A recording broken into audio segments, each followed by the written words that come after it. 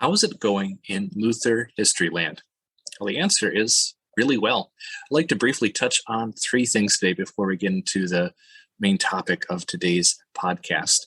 First of all, if we would just take a year in review real quickly, if I looked back at our stats from the end of January in 2021, the Lutheran History Podcast had a grand total of 434 downloads for the entire podcast. Of course, at the time, I was thrilled that we had that many people willing to listen, and many of them listening to more than one of the episodes. But now we get hundreds more than that downloads per month. That's just amazing. According to Buzzsprout, the main hosting platform that I use, and I pay for their services, the program stats that we have put us between the top 25 and 10% of all podcasts that they host on their platform. And I have to say, I don't think that's too bad for such a niche topic such as Lutheran history. Secondly, I'd like to point out that today we get to have our first Patreon patron shoutouts. So 3 people have begun supporting the show at a monthly level that unlocks the shout-out perk. First, we have Brandon and Sarah Gierach at the Philip Melangston level, and then Brian Heyer is at the UV Corn level.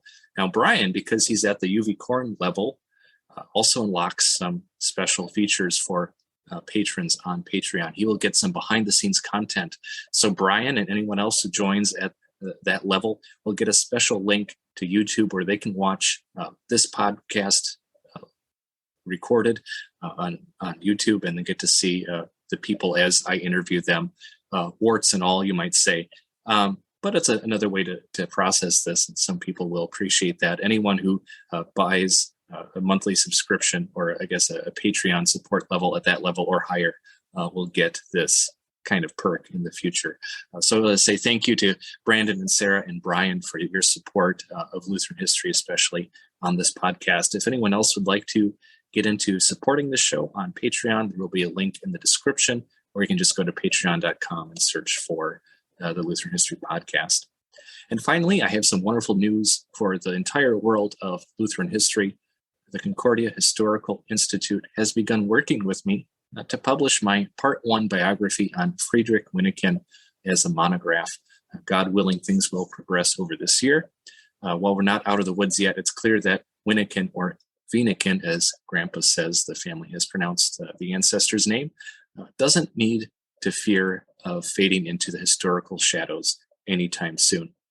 So the next episode that you will hear on the Lutheran History Podcast will be a special edition of the show. It will be both a video and audio presentation of my Wyneken research that I did 4 years ago while I was wrapping up my thesis on him as a major project while I was a seminary student.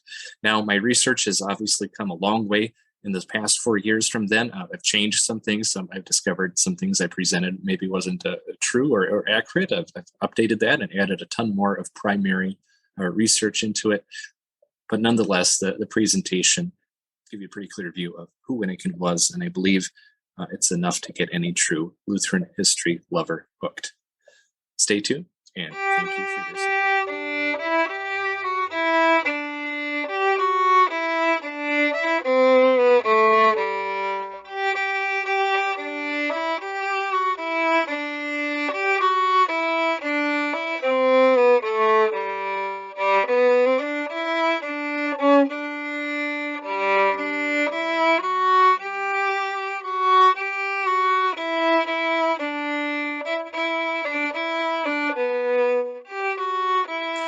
Welcome to the Lutheran History Podcast. Today's historian is our returning guest, Pastor Nathaniel Biebert. We've previously talked with him about his book on Johannes Streeter and a series of articles he's done on him, and his work on Michael Praetorius. Pastor Beibert, thank you again for joining us. My pleasure. So today we'll look at a paper you had prepared and presented late last year to observe the 500th anniversary of Martin Luther's testimony at the, Diet of Worms, if you want to do the German pronunciation, but most people say the Diet of Worms, an event in Luther's life that, I guess by common consensus, is probably the most famous right behind his writing and the posting of the 95 Theses in Wittenberg in 1517. It's a well-written paper, very, very readable length, but still great depth was put into it when I read it. So I'm excited to talk about it with you. Your paper does begin with this subject, this concept of historical narratives in general, and how historical narratives are often questioned by later generations of scholars. And kind of the more mythical the figure, the more people question those narratives. Well, how can we be certain, or how certain can we be, that we have a genuine account of what happened at the Diet of Worms? Yeah, and those kind of narratives not only end up getting questioned by later historians, but sometimes if they're really popular narratives, they can even end up being questioned later on by the subjects of those narratives themselves, because they've told the story so many times that they're not even sure themselves if what they're telling is the truth anymore. You can kind of settle into a narrative rut. The more popular a narrative is and the more popular the subject is. But in the case of the Diet of Worms, in a general way, we can be fairly certain that what we have that's come down to us is a genuine, accurate representation of what happened. And that's for a few reasons. First of all, because it was such a public event. This wasn't something that happened relatively privately. But because it was so public, we have so many sources in addition to Luther's own retelling of the events and Luther's own account of the events, and even not just his allies either, but since it was such a public event, many of his enemies recorded how it went and what happened. So that's one reason. And then another reason is because it wasn't just an ordinary event in Luther's life either. It was a very crucial event. It was a very emotional event. It was very much a turning point in his own life. You know, if you were to ask me how I celebrated my birthday last year, or even what I did last week, the relative truth or accuracy of what I said could maybe be called into question. But if you asked me, you know, about a life-altering accident that I was in, you would probably trust more of the details that I shared in that event, because it would have made such an emotional impact on me, and it would have impressed itself deeper into my memory and into my mind. And that was certainly true with Luther's stand at the Diet of Worms. So yeah, it's overall it's a pretty reliable account of what we have. Pretty reliable, accurate information as far as what happened with Luther in the Diet of Worms.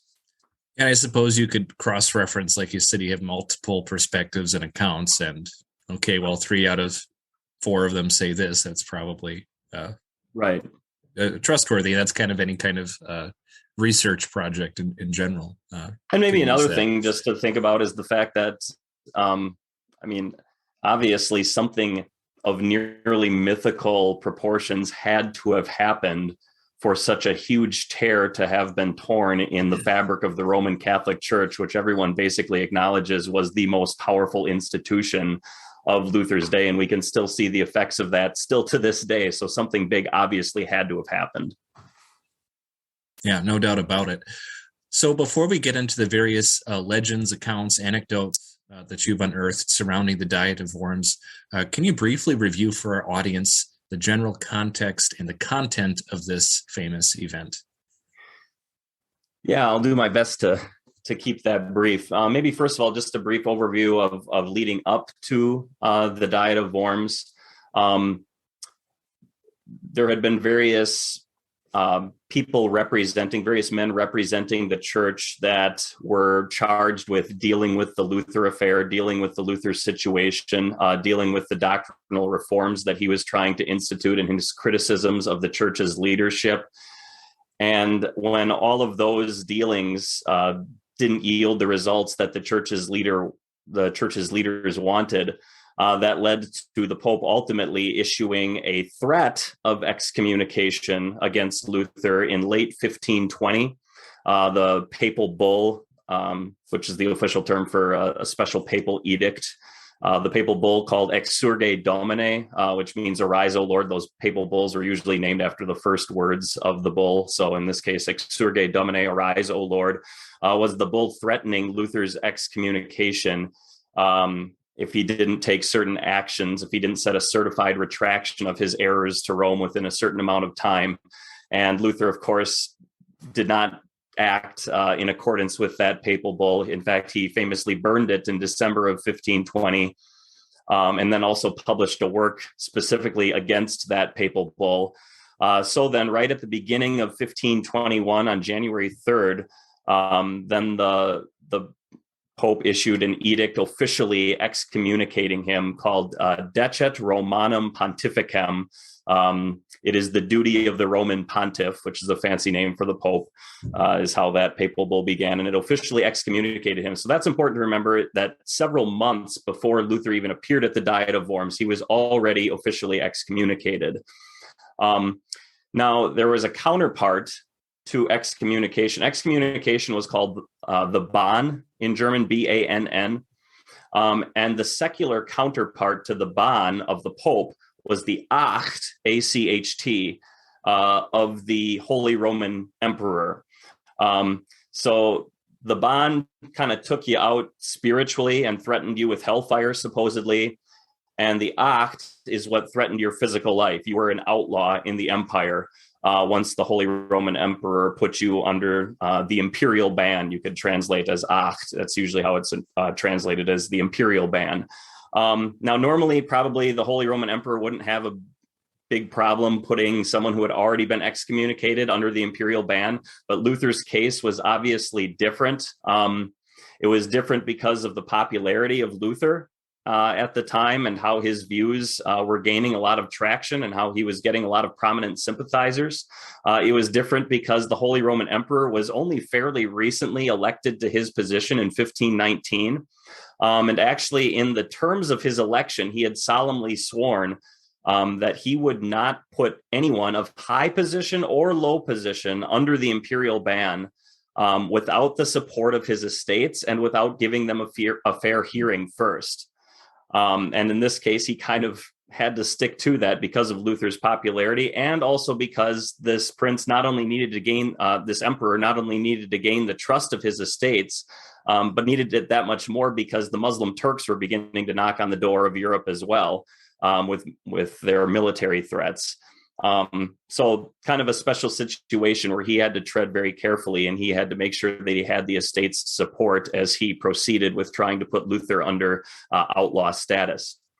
Then secondly, I should probably talk about what was a diet. Obviously, this kind of ends up being a joke in English because of what diet tends to mean, and because in this case it's combined with the unfortunate city name of Worms, is what it looks like in English. So you have a diet of worms, and all sorts of people made jokes about Luther going on a diet of worms. But in this case, diet comes from the Latin word dieta. And interestingly, dieta, which is the Latin word, and then Tag or Reichstag in German, both are related to the concept of day. And it's probably actually closer, rather than to our concept of day in English, it would be closer to our concept of date when we use the word date in the sense of a scheduled appointment or meeting. And that's really what the word came to mean. The dieta or the Tag was a meeting or a convention. And in this case, it was a meeting or a convention of the various representatives of the empire. You had the princes, you had the representatives of the free imperial cities, and then you had also the church representatives as well, who were all represented at these imperial conventions or this imperial diet.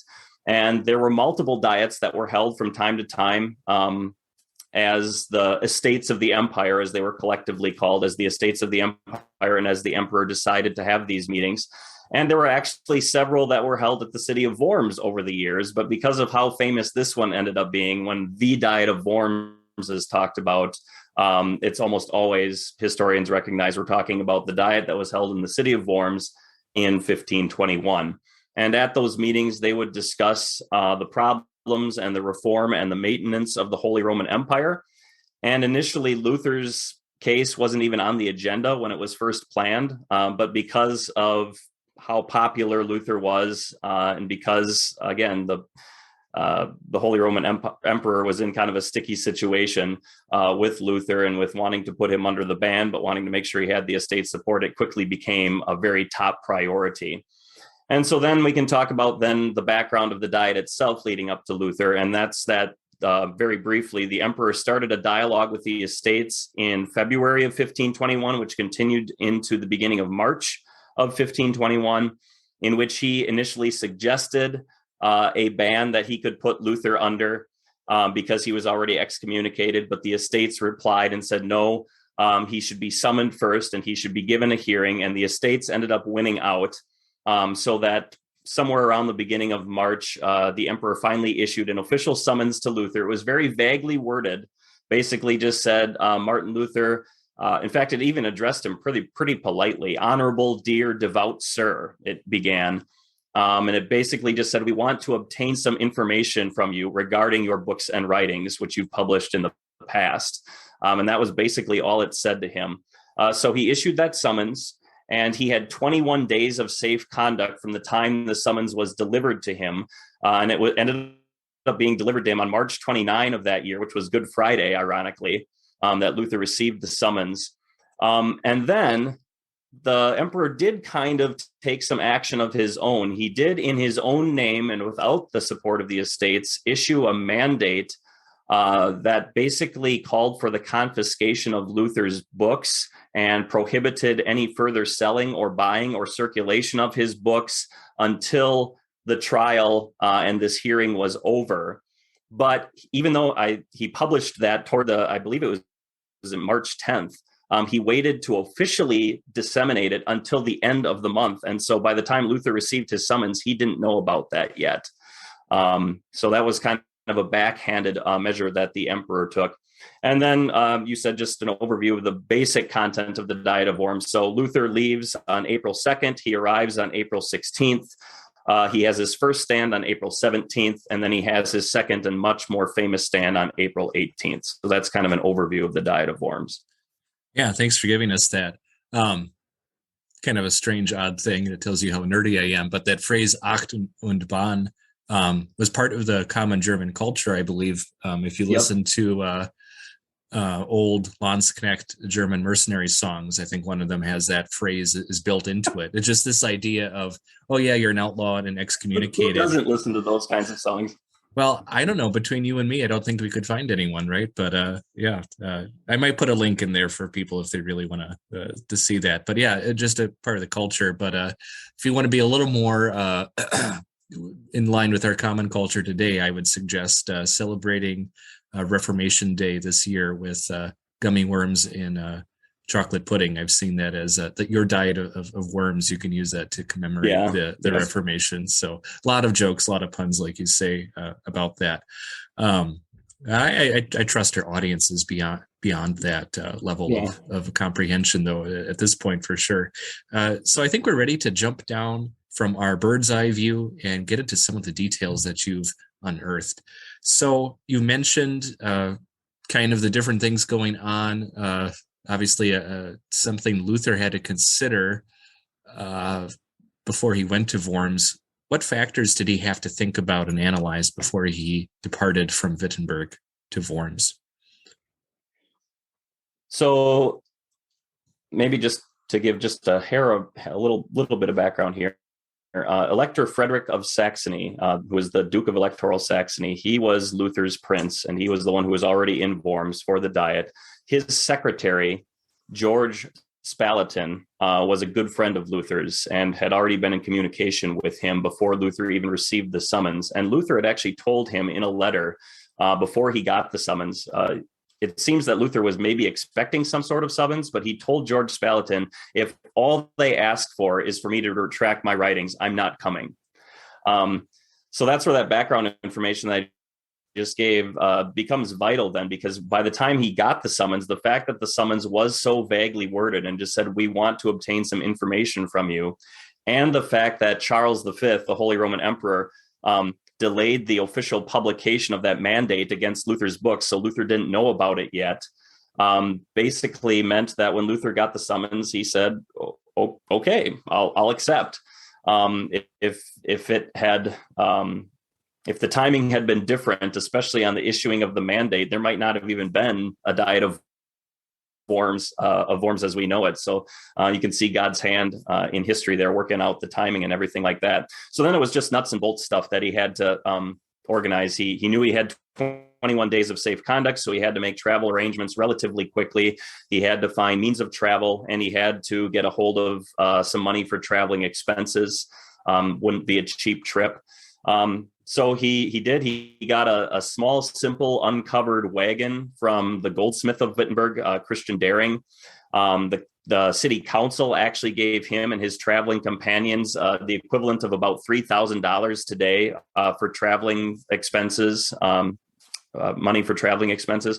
And then he had a fellow Augustinian monk, Johannes Petzensteiner. He technically wasn't a monk anymore since Staupitz had released him from his vows. But he still considered him to be a fellow Augustinian monk named Johannes Petzensteiner, who came with him, and then a fellow colleague and professor at the University of Wittenberg, Nicholas von Amsdorf, and then a Pomeranian nobleman who was spending time in Wittenberg and who was a good friend and regular visitor of Luther named Peter Svave, or Peter von Swaven. You'll sometimes see it. These were his traveling companions, and then the whole party was actually headed then by the imperial herald Caspar Sturm, who had delivered him the summons and who would carry the empire's standard in front to assure Luther of his safe conduct. And Caspar Sturm also had a servant with him as well. So this was the traveling party. They got everything organized relatively quickly, and they were able to set out on the Tuesday after Easter, so April 2nd. Yeah, that imperial herald was more than just a fancy guy with some, I would imagine he was dressed in imperial regalia and probably maybe even had a standard or something with him. Right, carrying a standard, I think. Yeah, the kind of double-headed eagle, black eagle and a yellow background, and who knows how much more detailed it was. But yeah, that would have been a big, not a red flag, but a big imperial flag saying, don't mess with this guy, because this is kind of under the protection of the emperor. And it turns out that he really burned through that 21 days rather quickly, right? It took like 2 weeks to get there. So he couldn't have dawdled too much on the way. But why don't you you cut out for about 20 seconds there. So I heard you mention the imperial standard, and then you came in with 2 weeks. So he couldn't dawdle. Well, I saw you freeze, so I just kept talking. Okay. So on my local computer, everyone will hear that just fine. Okay. But it's okay. Hopefully it doesn't happen again. But anyways, yeah, so he burned through those 2 weeks of his safe travels, I guess was all I was getting at. But he didn't exactly race through on his journey either. He did stuff on the way, and I suppose it's not like a plane today where you can just sleep on the flight. Everyone would need a rest, and they would rest at towns, and some of them pretty significant. So why don't you tell us about how Luther was received by people on his way from Wittenberg to Worms, and what did he do at some of those places? Yeah, so we know more about the earlier cities that he stopped at than we do about the cities maybe more in the second half of his journey. 2 nights after he left, he spent at Leipzig, and it doesn't seem that the Leipzigers made that big of a deal out of his arriving on the way to the Diet of Worms. But they seem to have been the glaring exception. And even in that case, the city council did give the travelers the customary gift of wine the following morning before they departed. But there just wasn't a big hubbub about him. But in almost all of the other cities, there were usually multiple people who came out to meet him in advance of the city gates. They wanted to see for themselves this man who was becoming so famous throughout German territories, the man who was bold enough to stand up to the Pope and his powerful allies. In some cases, they gave him, as one of Luther's contemporaries says, in some cases, people gave him rotten encouragement by basically telling him, well, you're probably going to get burned at the stake, right? But in other cases, they told him to keep fighting the Lord's battles and to remain steadfast in his message and in his attempt at reform. And that seems to have been more the case, that he received more supportive comments than he did negative comments. He seems to have enjoyed a pretty good reception at the various places that he stopped. Yeah, and do you mind sharing, you included maybe the link to your anecdote was from Erfurt, where he was an Augustinian monk prior. You included a picture that I instantly recognized. I'm like, oh, I've been there on a Luther history tour. It's kind of cool. I think it's the only Luther history site that also made it into the 2003 Luther movie, was the Augustinian cloister in Erfurt. Okay. So why don't you tell us a little bit about that? So anyone who's seen that movie can kind of picture, we've seen him in his early days as a monk. This is where he stopped on the way to Worms. Yeah, so Luther's stop at Erfurt was the most eventful stop on his trip. He was already famous and well received, and then because of what happened while he was there, he left even more popular than he was before he arrived. So what happened is the university rector and 60 horsemen came out to meet him 2 miles in advance of the city and gave him a very momentous escort into the city. And there, once he reached the city, he was addressed with a festive address, and people just showered him with praises and a warm reception. And so then Luther stayed. He called it his Palm Sunday even later on, because of the reception that he received there. So then he stayed overnight at the Augustinian church, and arrangements were made probably that evening for him to preach at the Augustinian church the following morning there at the monastery. And so word spread quickly throughout town, we're going to get to hear Luther preach. And so people flocked to the Augustinian church the following morning there at the monastery. And we're told that so many people filled the church that there were many thousands who were left standing outside. So just gives you an idea of what an event this was. And so many people are crammed into this church, and it's kind of a unique situation where we actually have 2 eyewitness accounts that are still extant to this day, where we can read what happened next. And it seems that either before the service started or at the beginning part of the service, before Luther actually preached his sermon, the balcony, which was so crammed with people, gave a huge groan, and it seemed like it was threatening to collapse. And so one of the eyewitness accounts is by a man named Daniel Grazer, who I believe later became a pastor. And he has a prose account, so he just tells straightforward what happened. And then the other guy was a poet laureate named Eoban Hesses. So his is a poetic account, so we don't know how much he might be embellishing what happened. But they both basically say the same thing. Grazer says that people were panicking, and they were so nervous when they heard the balcony creak that those who were on the floor, they moved toward the middle of the church, and those who were in the balcony were so scared and terrified that a few people actually knocked out the windows against the wall in the balcony and would have jumped out onto the churchyard if Luther had not reassured them and told them to stay put. He said, "The devil is up to his usual mischief. Just stay put. Nothing bad is going to happen to you." And Eoban Hesses says something similar, only he actually records that Luther actually addressed the devil himself and said something like, "It's no use. You can't do anything. You can't do anything to them. I know your tricks, you bitter enemy." And then he supposedly stretched out his hand toward the balcony and told the people, "Look, there is no danger here. That stalker is up to his usual mischief."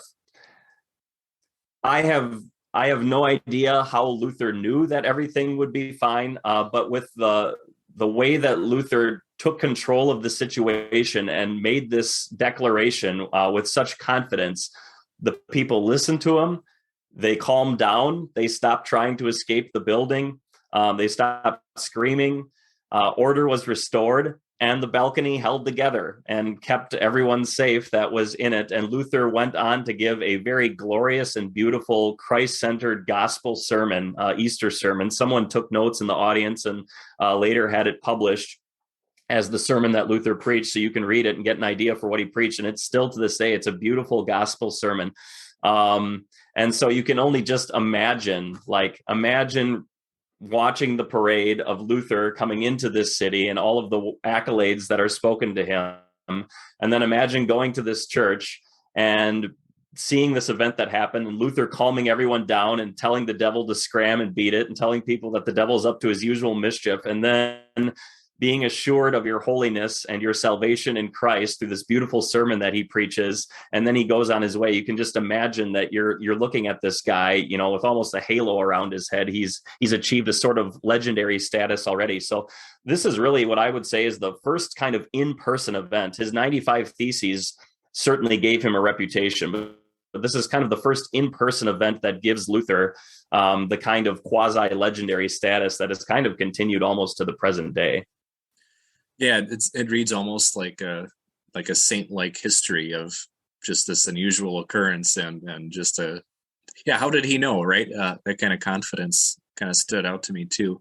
And maybe it's worth mentioning that Erfurt, well, I think it was called the Rome of the North, or Little Rome or something, just because it had so many churches. Like in Germany, it was one of the more, I guess, top tier cities, I guess. So the fact that it happened there in a very influential area probably also furthered his reputation beyond the town walls too.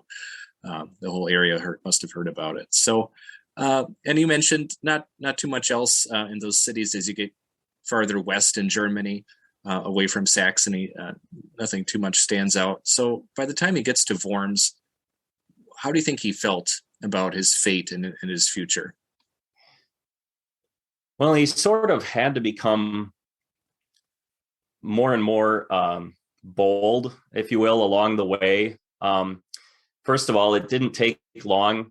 It was like on the third or fourth stop, or third or fourth day of travel, that he finally did find out about the mandate that was published against his books.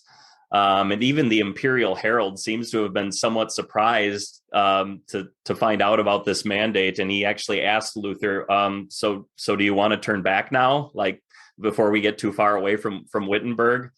And it was probably a combination of Luther's extraordinary faith in God. So how do you think Luther felt about his fate in Worms once he finally got there? So he certainly kind of had to become more and more bold as he progressed on his way. For one thing, it wasn't long into his trip when he found out about Emperor Charles V's mandate against his books, demanding their confiscation and prohibiting their further circulation. And the Imperial Herald even seems to have been somewhat surprised to find out about it. And he asked Luther, well, do you want to turn back now and go back before we get too far away from your home? And Luther still had the summons. He still had the assurance of safe conduct from the emperor. The mandate didn't negate any of that. So probably a combination of his extraordinary faith in God and more than a little German stubbornness led him to say, no, I'm gonna continue on my way at this point. I've already started. I'm not gonna be a quitter type of attitude. So he did continue on his way. It did certainly affect him. He, like I said, there were some people who gave him rotten encouragement and told him, you're probably going to be burned at the stake. There was a guy in Naumburg, a priest in Naumburg, who had been burned on the gallows. He was a preacher of reform who had been burned on the gallows when Luther was about 15 years old, and gave him a picture of Savonarola to kind of encourage him. But I mean, basically he was saying, be ready to defend this even to the point of dying, which very well could happen. So even people who were encouraging him, in some cases, were still implying that this could end in death for him. And it certainly, it wasn't that it didn't affect him. He grew very ill in Eisenach along the way, and some people thought he even might die. He recovered from that initial severe stage of illness, but he kind of remained ill to one extent or another for the rest of the trip. A warm welcome at the various places that he went. He enjoyed, wine here and a tankard or two of beer. One source, yes, he did some lute playing and singing at the various stops along the way. So he had his encouragement from his fellow humans, and like I said, as he continued in prayer along the way as well. He by the time he reached Frankfurt am Main, which was kind of his last main stop, he says that he had developed sort of a bold confidence there that was bordering on madness, but he was sure that it was a madness that God had given him. So yeah, he was in an extraordinary frame of mind and heart by the time he entered Worms. So what did Luther's allies do to assist him prior to his, and I kind of questioned the phrase here now, is it a hearing? Is it a trial? Is it an audience? How do we best describe what's actually happening here? It seems kind of like a trial because there are lawyers involved and there's a verdict at the end, but should we think of it as a trial? It is kind of a trial, except that in a trial, you're allowed to defend yourself, which Luther wasn't supposed to do. So it really was more of just a hearing, I guess, is probably the word that would describe it best. Yeah. So what kind of help did he get from his allies? He did have friends in the court, kind of high and low. Or was he kind of like, you're off to fend for yourself kind of attitude? We'll give you moral support, but that's it. No. Yeah, he certainly did have of Worms, and more than 2,000 people were in the streets, and it seems like they were, for the most part, receiving him enthusiastically. He went to his room, which was a heated room, had a good meal for lunch on April 16th. And then we're told that there were princes and counts and landgraves who came to visit him. Vienna had a steady stream of prominent visitors. And somewhere between April 16th and April 17th at 4 p.m. when he had his first hearing, those visitors also included George Spalatin and some electoral Saxon lawyers who consulted with him and sort of developed a game plan, if you will, for his trial. And it was decided that Dr. Jerome Schurf, who was a lawyer and a colleague of Luther's at the University of Wittenberg, that he was going to be Luther's lawyer and would represent him at this hearing. What was the approach of Luther's enemies? How did they want to handle him and deal with him? Yeah. So Luther's enemies were, unfortunately, for the most part, the ones who were responsible for the procedure of the hearing. And so what happened is that the emperor and the papal nuncios or ambassadors and the other men of the empire who were in charge of this hearing, they decided that Johann von der Eck, not to be confused with the Johann Eck that Luther debated with in Leipzig earlier, this was the Archbishop of Trier's secretary, that he was going to be the spokesman for the emperor, and he was going to conduct the hearing. And he was charged with only asking Luther 2 yes or no questions.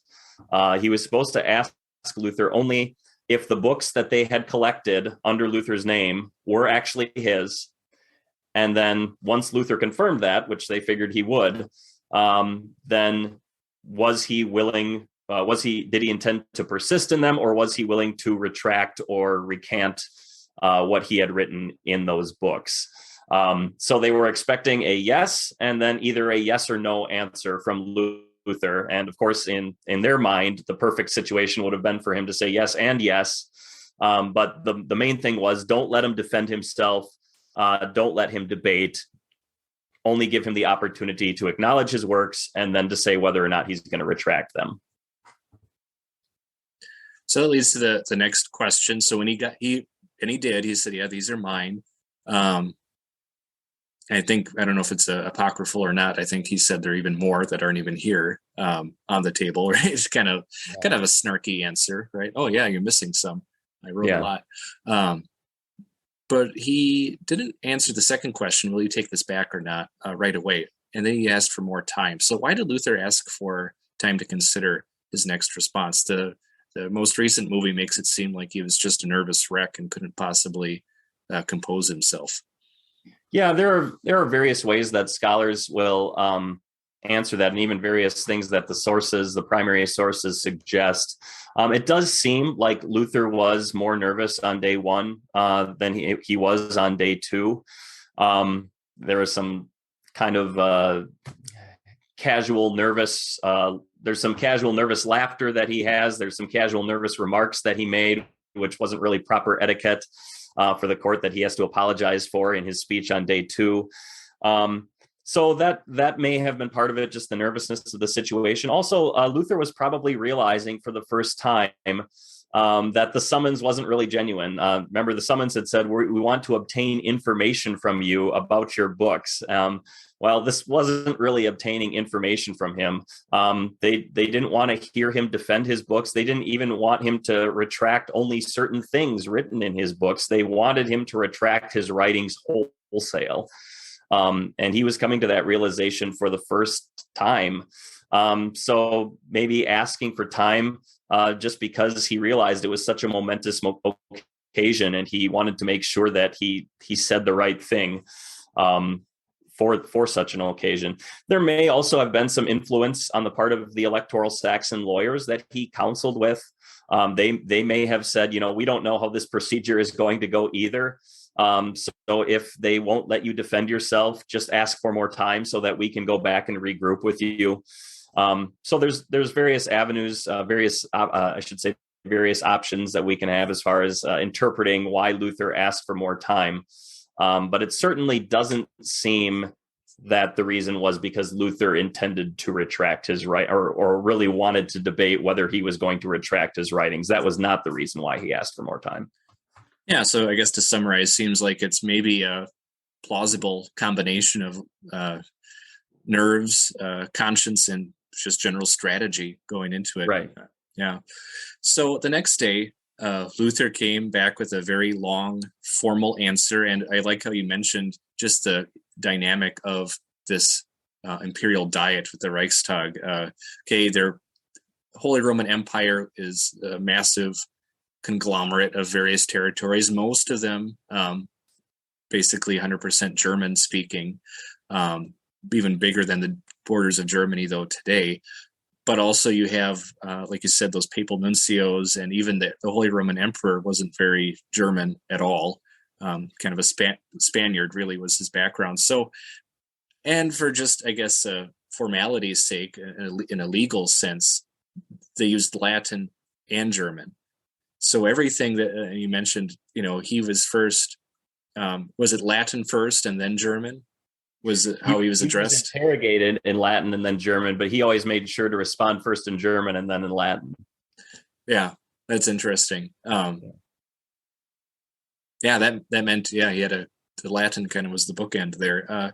Well, he gave a long speech, I guess. And what was the point of this speech? And then why can't anyone quote it like they do the little shorter thing that he said later? Well, no one can quote it today because modern education is so bad. No, that's I'm just kidding. Yeah. No, it probably would be worthy of memorization, but yeah, for those who are just familiar with the Here I Stand speech or Here I Stand portion of the speech, they might not be familiar with the whole much longer speech that preceded it. And that's probably why most people aren't familiar with it, because it was so lengthy. And the purpose of that more lengthy speech, and again, just to clarify, we're now on day 2. So this is April 18th. He's gone back for his second hearing, came back at 4 p.m. again, only this time there was like an hour and a half delay because they were conducting other business, and it was in a larger hall. And since it was getting toward evening, they had lit some lanterns on the wall, some torches on the wall. So, I mean, you really couldn't picture a more dramatic scene. It's a case where truth is even better than fiction in this case.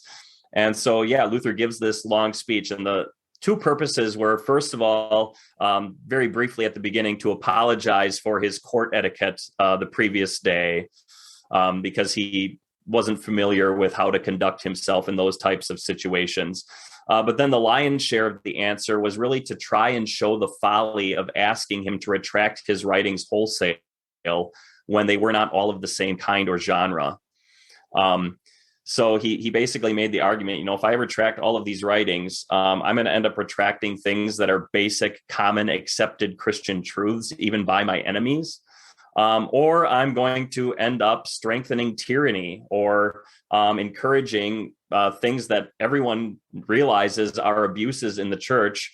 I'm going to end up encouraging those things to continue. And I think he has a line in there. I'm going to open not just the windows, but the doors to all of these evil influences to come and to hold sway in the church. So in a way, he's trying to convince the emperor and the estates and those gathered there to let him defend his writings. But in doing it, he's very cleverly kind of sneaking in a defense of sorts as well in this longer answer. And yeah, he's giving it first in German, and then afterwards he's sweating profusely. And I believe it was one of the electoral Saxon counselors or knights that said, if you can't repeat it in Latin, Dr. Luther, that's okay. But he took a deep breath and mopped the sweat from his brow and went back and repeated the whole thing in Latin again. And that basically prompted the emperor's spokesman to say, no, you're going far afield here. You need to give us a simple answer. Yeah. Yes or no, back like the day before. So maybe it seemed like he wasted his time, but probably not. He probably left a mark, and at least at some of the people there, like, okay, yeah, he makes some good points. So he did kind of get to defend his points. I never really thought of it that way. Like you said, he kind of snuck it in his why I'm answering the way I'm answering. So this is even a paraphrase of what he said, but he basically said it's neither wise nor safe to go against conscience or the word of God. So unless I'm convinced by the word of God or reason, I will not recant. And then that's where I think it kind of ends officially, right? But then there's that famous phrase, here I stand, I can do no other, God help me, amen. And that is, talk about drama. That's a really nice way to end a powerful turning point of world church history kind of event. The question is, and people have talked about this elsewhere, but I think it's appropriate for us right now to ask you, did Luther really say, here I stand? So the shorter, more direct answer that the here I stand portion comes at the end of, like you said, unless I am convinced by the testimony of scriptures or clear reason, since the Pope and the councils have often contradicted themselves and been in error, that he said in some way, shape, or form. It's pretty clear that he did say that portion of the speech. But yeah, the question is, did he then conclude that with, I cannot do otherwise, here I stand, God help me, amen. And it seems like the answer is basically likely not, but there's more to say about that. The first time that those words appear in any published report of what Luther said was much later in the year, after George Spalatin finally got back to Wittenberg and in consultation with Luther, published a version of the hearing. And he has Luther concluding that shorter speech when he's asked for a more direct answer with those words, I cannot do otherwise, here I stand, God help me, amen. But that publication has the whole hearing ending right there. Luther says those words, and that's the end of the hearing. And we know from almost every other source that that's not how it went. So there was some more back and forth after that between the spokesman and Luther, in which the spokesman almost couldn't believe that Luther would make that kind of answer, and so tried to convince him again to go the other route, and then asked him for a simple answer again. And Luther said, I already gave you my answer, and I'm not going to give a different one. So there was this more back and forth between the spokesman and Luther after that. So it seems like in that publication where the Here I Stand portion of the speech is included, is kind of meant to bring this glorious conclusion to this presentation of the hearing, and to bolster Luther's defense, and to show him as a man who's brimming with confidence and kind of goes out in a blaze of glory. It seems to have had kind of propagandistic purposes in that particular publication. It certainly captures the essence and the spirit of Luther's defense, but it doesn't seem that he actually said those words. Now, there are some sources, there's more than one source that does have him saying, God help me, at a point not long before he's dismissed. So after the first time he makes that shorter answer, and during some of the back and forth, that he seems like he may have said, "God help me," at some point during his answers in that back and forth with the spokesman. And there is also one early record that was published in Augsburg, where in addition to saying, "God help me," I believe the spokesman says something like, "You're not going to be able to prove that the councils have erred and have contradicted themselves." And Luther says, I can prove it, and I will prove it. God help me, amen. That's my position. So instead of "Hier stehe ich," here I stand, that version has him saying, "Da bin ich." That's my position. Mm-hmm. So I guess maybe the short, nuanced answer that we could say is, he may have said something like, "God help me, amen, that's my position." But if he did say it, he didn't say it where we normally think of him saying it in the popular presentations of the Diet of Worms. He probably said it at some point later on, shortly before his dismissal, and it doesn't seem to have been an extraordinarily dramatic utterance. The drama really came from the content of Luther's defense as a whole and his refusal to retract his writings as a whole, not from these short, pithy phrases that he concluded his speech with. Yeah, I suppose maybe they were trying to, in that publication, try to capture the mood, the tone. Exactly. And that, in a way, so it's almost like, well, maybe not literally accurate, but at least this is an accurate impression of what we got. Yeah. And then on top of it, that being the same year being published, that's the impression the rest of history has had too. So maybe the debate doesn't really matter because that's how everyone thought and felt about it, even if right. He didn't literally say it. And I should also say this, it wasn't just Luther's longer speech at the beginning that he said in both languages. Everything that he said and everything that the spokesman said was spoken in both Latin and German. So it is also entirely possible and conceivable that Luther may have tweaked or even added a few words or phrases to one version versus the other, so that only, the people who spoke and were fluent in German, maybe heard him say this extra phrase that he didn't say, in the Latin version. So there is that possibility as well. Yeah.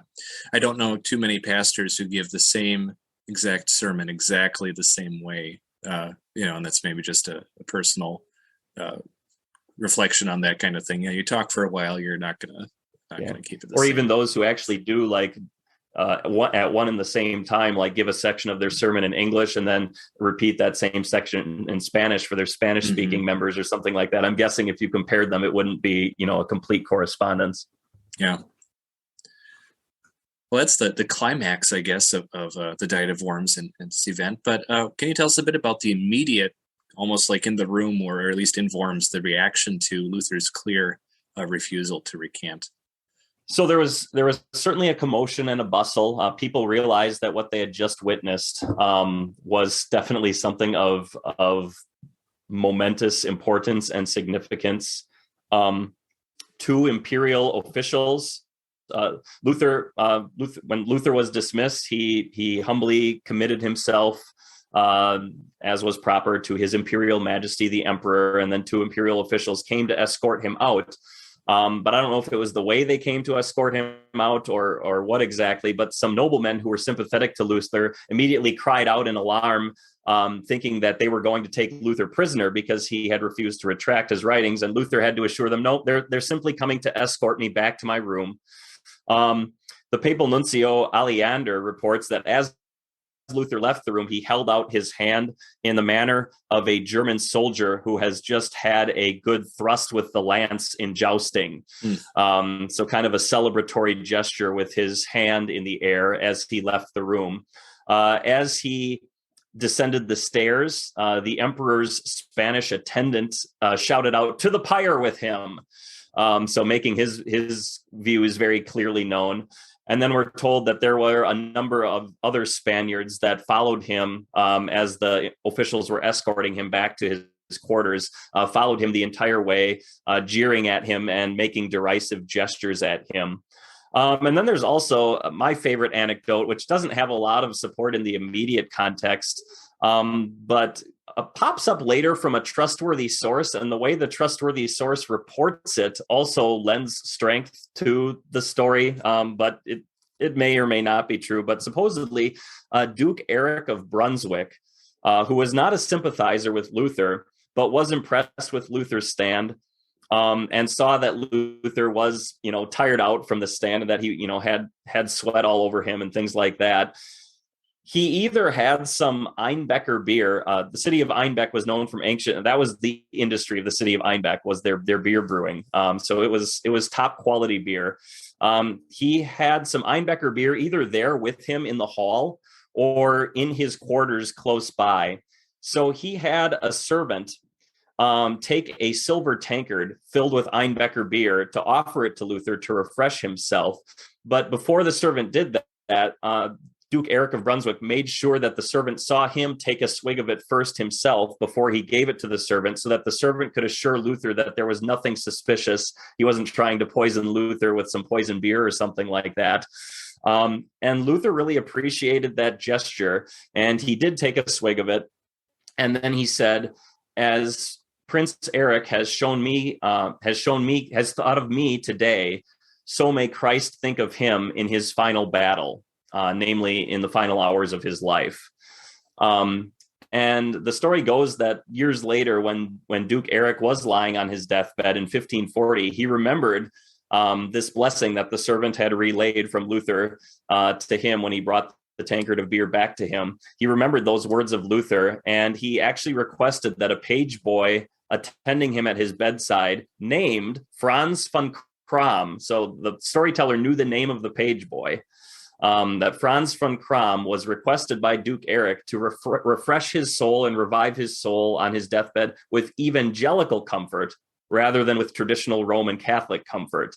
So almost kind of a Lutheran conversion on his deathbed type thing. So the fact that the storyteller knew the name of the page boy kind of lends strength to that story. But I think it'll always be able to be called into question, probably for the duration of history. But then we do know that once Luther got back to his room, he threw his hands into the air and he shouted, "I made it through, I made it through." And he was kind of on a high from having just defended his Lord and his gospel in such a very public situation in which his life was in danger, and that he had made it through it. Yeah, and that answers my next question about how Luther felt about the whole thing. So maybe relieved, but joyful, almost even a little bit celebratory. exultant. Yeah, even though it probably had, he could have also thought it had dire, deadly consequences possibly for himself. Instead, he was rejoicing. So I think that tells you a lot about his ultimate motives in what he was doing and why he was there. Anything of note that we need to know about what happened in the following weeks and days in Worms? It didn't really conclude on that day, although that's certainly the turning point of Luther in the city. Yeah, that's always kind of passed over in silence. But yeah, there was a specially formed commission of 10 men who dealt with Luther privately over the next number of days. So Luther had his famous stand on April 18th, and those negotiations concluded on April 25th. So it was a number of days that they had these private negotiations with him, trying to sway him and getting him to retract. But finally, on April 25th, they realized that Luther wasn't going to change his mind. They had reached an impasse. So he was warned that the emperor was going to take action against him, and that he had 21 days, just like he had 21 days to get there. He now had 21 days to get back home of safe conduct before the emperor would take fierce action against him. Now, it was that evening then that two electoral Saxon knights and George Spalatin and possibly one or two other men, and Nicholas Amsdorf might have been in the room too, because we know that he knew about it as well. But they came into Luther's room and made private plans on that night, April 25th, for Luther to be captured and taken somewhere safe on the way back home. So then Luther and his companions then did depart the following morning, early the following morning on April 26th. All right. So wrapping up the content of your research and presentation, what do you think made Worms so important to Luther and his world? And maybe it's just so obvious, but what do you think about that? Well, and if I can add to that, what makes it not only made it important to his world, but also to our world, and to us Lutherans, especially still today. And I think the answer to that is that you can claim that something is true until you're blue in the face, but if you're not willing to put your life on the line for it, what does that say about your message? It is certainly true that people have been willing to put their lives on the line for lies, because they were duped into thinking that something was true or worthwhile. But if someone claims that something is true and of eternal significance, and no one is willing to put their life on the line for it, it's a lie. So the fact that Luther, this showed that Luther was willing to put his money where his mouth was, so to speak, that he actually believed what he was preaching and teaching, and was willing to stand up for it in the face of the most powerful people on earth, and even if it cost him his life. So yeah, I mean, it's pretty awesome to think that, this was just as inspiring an event as, Shadrach, Meshach, and Abednego before King Nebuchadnezzar, or Stephen before the Sanhedrin, or the Apostle Paul before the governor.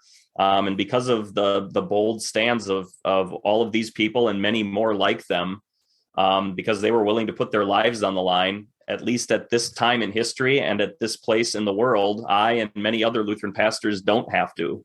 We can just preach it and proclaim it freely day after day and week after week. And there are countless people all around the world, both clergy and lay people, who now hold to this gospel that Luther was willing to so boldly stand up for. And it's ultimately all about Jesus and his free salvation, and not about Luther, which is what Luther would have wanted. That's really what he was standing up for. Yeah, and thankfully you can't spend too much time dealing with Luther's history without bumping into Jesus pretty much on every other page, right? So I think that's why he remains also an enduring figure worthy of study, because he's only a heartbeat away from the heart of the gospel and what he was doing or approaching. So great way to end our content of your research. Maybe for the sake of time, I'll just kind of boil it down and leave it in your hands. Anything about the research process you'd like to comment on or share? Anything that stood out to you? Or it was a lot of just going to good Luther biographies to get into more of the details of stuff like this. You go into good Luther biographies and you look at the footnotes, right? And then you look up those footnotes. You look into the sources that those scholars were digging into, and then you use those sources to maybe find other sources of your own and stuff like that. And once again, the internet is a tremendous resource for, I could look up Daniel Grazer's autobiography that he wrote at the end of his life, in which he talked about Luther preaching in Worms and what happened, in Erfurt, and what happened there, and things like that. So yeah, that was basically the method I adopted. Finding that Nicholas Selnicker story that he told about the Einbecker beer being offered to Luther, that was kind of an exciting find. I think Pastor Joel Naumann had shared that anecdote with me, and he had found it in E.G. Schwiebert's biography of Luther. And then going back and digging up that original source and finding it in a Latin speech that he gave, that Selnicker gave on Luther in December of 1590. That was kind of fun. So yeah, it's always fun to dig into Luther's stuff, because as much as people have written about him, it seems like there's always more that there's always another stone that you can uncover. And even if you're just reading the same old stuff that people have already unearthed in the past, it's still such an exciting, he just lives such a fascinating life. Yeah. It's not hard to get excited about this kind of stuff, for sure.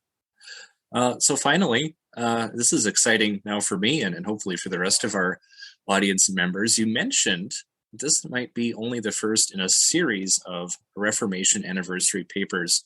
And we've discussed kind of through email about making a series called Details Less Often Told, maybe a sub-series in the Lutheran History podcast. So I'd like to encourage you, if you want to do that, I'll be game for that. And I'd appreciate some feedback from listeners. If you liked this Details Less Often Told of the Diet of Worms, and maybe you'd be interested in other Reformation era approaches and examinations of this topic, please let me know. But for now, can you give us maybe what you're thinking about doing in the future? What are some milestones that you like to cover in Reformation history? Well, I kind of already touched on one. It's kind of just incredible that as dramatic as Luther's stand before the Diet of Worms was, the legend almost was doubled exponentially with the very next thing that happened to Luther, namely with his capture, I should put it in quotation marks, on the way back from Worms, and which resulted in him being carried off to the Wartburg Castle and his stay there. And I actually have already compiled all of the primary sources that I could find where either Luther himself or one of his close friends talked about his capture or Luther to him while he was actually at the Wartburg Castle. Supposed encounters with demons and with poltergeists and secret in disguise visits to local monasteries and listening to people and even talking to people about Luther as Luther without them knowing who they were talking to. So that would be excerpts from Luther's letters, snippets from Luther's table talks, and then accounts from men like Friedrich Myconius and Matthias Ratzenberger, the physician, and George Spalatin, and Johannes Mathesius, who was a frequent guest at Luther's table. I've kind of already compiled all of those into a document. So that's a fun thing that I got to dig into right after working on this Diet of Worms project. And then, of course, we're in 2022, which is the 500th anniversary of the appearance of Luther's first Bible translation, his translation of the New Testament. And Luther was a pioneer in that field, too, the art of Bible translation. So that's certainly something that would be fun to explore in the future as well. Well, I am eagerly anticipating seeing what you come up with. And if you keep at this for the next 30 years or so, you would have an excellent, chapter by chapter Luther biography, and maybe you consider publishing that. I think that would be a great idea. Hint. So with that being said, thank you so much for joining us today. Apologies to you, most of all, and also to our listeners. If there were any glitches with the technology, apologize about that. But thank you, Pastor Beibert, for joining us today, and we look forward to hearing from you again. Yeah. Now, a few of you have asked if there are ways to support this show. If you've already done your part to share the show, perhaps you'd like to contribute directly to support it.